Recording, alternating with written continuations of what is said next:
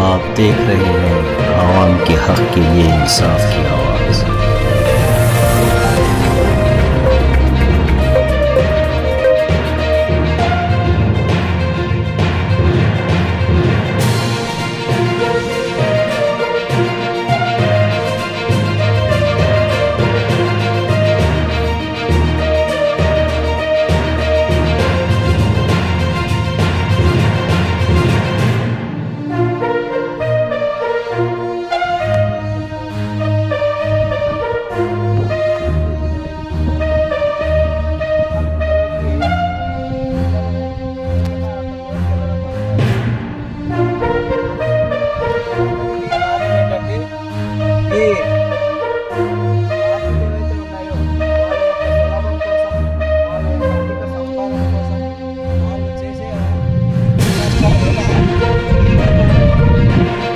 మండలము చిగిలి గ్రామంలోన 6 మంది ప్రాణాలు బలిగొన్నారు.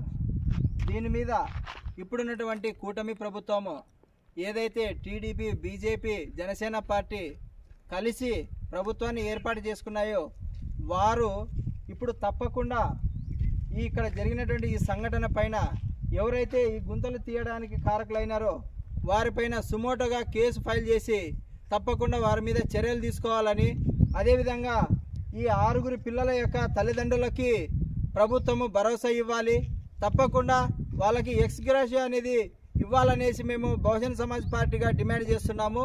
నా పేరు రామలింగయ్య, బహుజన్ సమాజ్ పార్టీ కర్నూలు జిల్లా ప్రధాన కార్యదర్శి.